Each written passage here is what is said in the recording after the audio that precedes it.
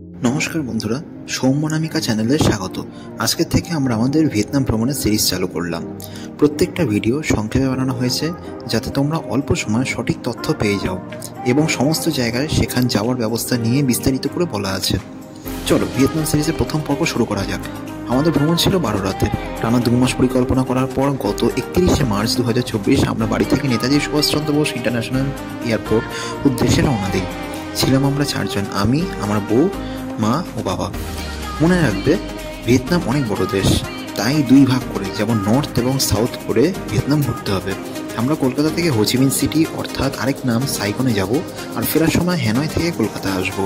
Round trip ticket কাটলে কোনো এক জায়গায় টু এবং ফ্রমে রাখলে কিন্তু খুব মুশকিলে পড়বে, কারণ কলকাতা থেকে সাইগন বা হ্যানয় গেলে আবার সেখান থেকেই কিন্তু আবার কলকাতা ফ্লাইটের জন্য ফেরার সময় আসতে হবে। ফেরার ফ্লাইট ছিল রাত 8:30।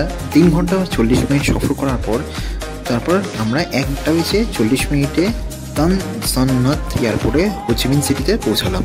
সাইগন যাওয়ার ফ্লাইটের ভাড়া লাগলো 42,000 টাকা 4 জনের। আমরা আগে থেকেই ভিয়েতনামের ভিসা করিয়ে নিয়ে গেছিলাম। মাথা পিছু 2300 টাকা করে লেগেছিল। নিচে ডেসক্রিপশনে সাইটের লিঙ্ক দেওয়া আছে, একবার চেক করে নিতে পারো। আমরা ছিলাম ফাম নাগুলাও ডিস্ট্রিক্ট 1 সাইগনে।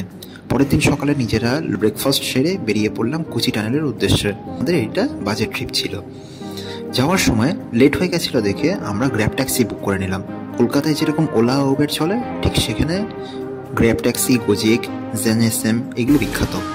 কুচি টানেলে পৌঁছে 125,000 ভিয়েতনামিজ ডং, মানে ভারতীয় মুদ্রায় 425 টাকায় এন্ট্রি ফি কাটলাম। টিকিটটা দামি হলেও জায়গাটা ঘোরার মতন ছিল। ভেতরে গিয়ে একটা শুটিং রেঞ্জ আছে, সেখানে আসল বন্দুক দিয়ে কিন্তু শুটিং প্র্যাকটিস করা যায়। মোটামুটি 60,000 ভিয়েতনামিজ ডং, মানে ভারতীয় মুদ্রা হিসেবে 200 টাকা প্রত্যেক বুলেট পিছু দাম নেয়। 10টা বুলেটের দাম অর্থাৎ 2000 টাকা। সেই দিয়ে আমরা একটা টিকিট কেটে নিলাম। এবার টানেল দর্শন আর ভিয়েতনাম যুদ্ধের ইতিহাস জানব, কীভাবে আমেরিকানরা ভিয়েতনামীদের অত্যাচার করত আর ভিয়েতনামীরা আমেরিকানদের হারানোর জন্য ফাঁদ পেতেছিল। ক্লান্ত হয়ে এক জায়গায় লোকাল আলু টেস্ট করতে বসলাম। এটা সম্পূর্ণ ফ্রি। ফেরার সময় আমরা কিন্তু লোকাল বাসে করেই ফিরেছি। বাস নাম্বার ছিল 65, 94, 79। 3টে বাস চেঞ্জ করেছি।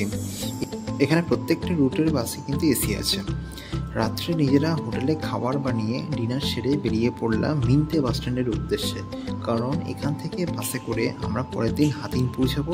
হাতিন থেকে ফেরি করে আবার ফুকক আইল্যান্ড যাব। রাত্রে আমাদের ফুটা বাস সার্ভিস ছিল, যেটা ভিয়েতনামের সবচেয়ে বড় এবং বিখ্যাত লং জার্নির বাস সার্ভিস নেটওয়ার্ক। টিকিট আমরা baolao.vn ওয়েবসাইটের মাধ্যমে কেটেছি। সাইগন থেকে ফুকক বাস প্লাস ফেরি রাউন্ড ট্রিপ কেটেছিলাম। টোটাল মোটামুটি 6,200 ভারতীয় টাকার মতন পড়েছিল। নিচে ওয়েবসাইটের লিঙ্ক দেওয়া আছে, তোমরাও চেক করে নিতে পারো। রাত্রে বাসে উঠে আরাম করে শুয়ে পড়লাম। একটা ভালো জিনিস, ভিয়েতনামের বাসে চটি বা জুতো পরে উঠতে দেয় না।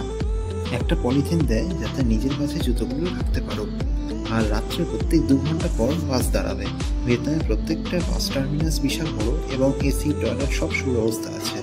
পরের দিন সকাল 6টায় পৌঁছালাম হাতিন বাস স্ট্যান্ড। সেখান থেকে ফুটা বাস সার্ভিসের লোকেরাই ছোট মিনিভ্যান করে আমাদের ফেরিঘাটে পৌঁছে দিল সকাল 7টার দিকে। সকাল 8:20 আমাদের ফেরি আসতেই আমরা লাগেজ উঠিয়ে নিজেরা বসে পড়লাম। জলের মধ্যে ফেরি চলার সময় অনেক মজাও হলো। মজা করতে করতে পৌঁছালাম ফুকক আইল্যান্ড। ফেরিঘাট থেকে ট্যাক্সি স্ট্যান্ড প্রায় 600 মিটার। লাগেজ নিয়ে হাঁটতে হাঁটতে গ্র্যাব ট্যাক্সি বুক করে নিলাম, আর ট্যাক্সি স্ট্যান্ড পৌঁছাতেই ট্যাক্সিতে উঠে পড়লাম।